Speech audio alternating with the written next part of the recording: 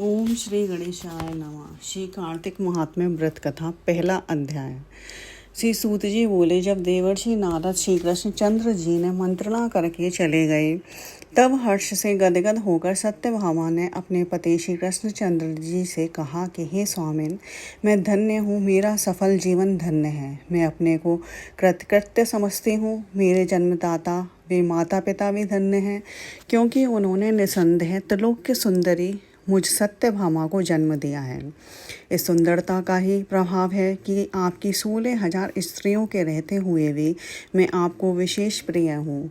केवल इसी के लिए मैंने कल्प वृक्ष के साथ आदि पुरुष आपको विधि पूर्वक संकल्प कर नारद के लिए उस समय समर्पित कर दिया था, जब संसार के लोग कल्प वृक्ष का नाम तक नहीं जानते थे। वही कल्प वृक्ष उस समय से मेरे आंगन में लगा हुआ है। हे मधुसूदन, तीनों लोकों के स्वामी लक्ष्मीपति की मैं अतिशय प्रियतमा हूँ, इसलिए मैं आपसे कुछ पूछने की इच्छा करती हूँ। यदि आप चाहते हैं तो मेरे प्रश्न का उत्तर विस्तार पूर्वक मुझसे कहिए, जिसे सुनकर मैं अपना कल्याण करूँ।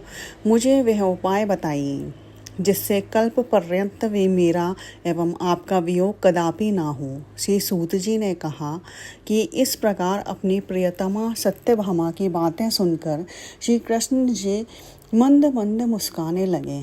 सत्यभामा का हाथ अपने हाथ में लेकर हास परिहास के साथ कल्प वृक्ष के नीचे पहुँचे और उस स्थान से सब सेवकों को हटा दिया। सत्यभामा की ओर देखकर हंसे, साथ ही पूछा कि क्या वह उपाय सुनोगी। सत्यभामा भगवान के इस अनुराग को देखकर संतुष्ट और पुलकित हो गई और कृष्णचंद्र जी भी सत्यभामा को देखकर गदगद हो गए। श्री भगवान ने कहा कि हे देवी, वास्तव में इन 16,000 स्त्रियों के रहते हुए भी तुम मुझे प्राण के तुल्य प्यारी हो। तुम्हारे लिए तुम्हारी कल्प वृक्ष वाले जिद रखने के लिए देवताओं के साथ इंद्र से भी लड़ गया था। हे प्यारी, जो तुम पूछना चाहती हो तो वह बड़ी ही अद्भुत बात है। तुम्हें मैं जो किसी को न देने वाली बहुमूल्य वस्तु को भी दे देता हूँ, ना करने वाला काम भी करता हूँ, छिपाने वाली बात भी क्या कह देता हूँ। तो फिर मुझसे पूछने की आवश्यकता ही क्यों थी।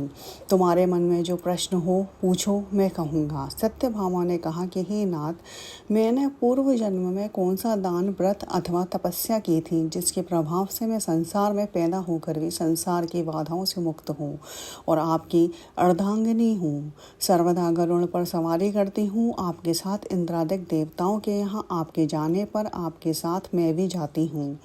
यही मैं पूछती हूँ कि मैंने उस जन्म में कौन सा शुभ कर्म किया है। पूर्व जन्म में मैं कौन थी, मेरा कैसा स्वभाव था और मैं किसकी पुत्री थी। श्री कृष्णचंद्र जी ने कहा कि हे प्रिय, तुम सावधान होकर सुनो। मैं तुम्हारे पूर्व जन्म की कथा कहता हूँ। उस जन्म में तुमने जिस पवित्र व्रत को किया था सो बतलाता हूँ। जबकि सतयुग का अंत हो रहा था, उस समय मायापुरी के में एक अग्निहोत्र वाला देव शर्मा नामक ब्राह्मण निवास करता था। वह समस्त वेदों तथा वेदांगों में पारंगत था। अतिथि पूर्वक अग्निहोत्री तथा सूर्य नारायण का व्रत करता था। सर्वदा सूर्यदेव की उपासना करने के कारण वह दूसरे सूर्य की भांति दैदीप्यमान था। उसको वृद्धावस्था में गुणवती नाम की एक कन्या उत्पन्न हुई। देव शर्मा को उस पुत्री के अतिरिक्त कोई संतान नहीं थी। उसने अपनी पुत्री का विवाह अपने एक शिष्य चंद्र के साथ कर दिया। पुत्र विहीन देव शर्मा अपने शिष्य चंद्र को अपने पुत्र के समान मानते थे और जितेंद्र चंद्र भी देव शर्मा को अपने पिता के सदस्य समझता था। एक दिन चंद्र और देव शर्मा दोनों कुश और समिधा लाने के लिए वन में गए और इधर उधर घूमते घूमते हिमालय के समीप एक उपवन में पहुंच गए। तब उन्होंने एक विकराल राक्षस को अपनी ओर आते हुए देखा। उसे देखकर ये दोनों भय से व्याकुल हो गए, शरीर के अंग शिथिल हो गए और वे भागने में असमर्थ हो गए।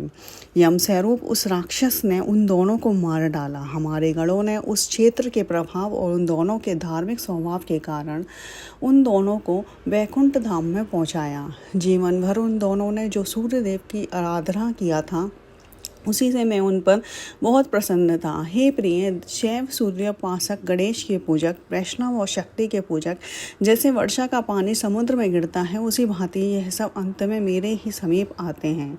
अकेला मैं ही नाम और क्रिया के वेद से 5 रूपों में व्यक्त हूँ। जैसे किसी का नाम देवदत्त है, वही देवदत्त किसी का बाप है, किसी का पुत्र है, किसी का भाई है और किसी का भतीजा है, लेकिन वास्तव में यह देवदत्त एक ही है। अस्तु, सूर्य के समान तेजस्वी वे दोनों मेरे वैकुंठ में आकर रहने लगे। विमान पर यात्रा करते थे, उनका मेरे समान रूप था। वे मेरे ही समीप रहते थे और उनके शरीर में दिव्य चंदन लगा रहता था। ओम नमो भगवते वासुदेवाय।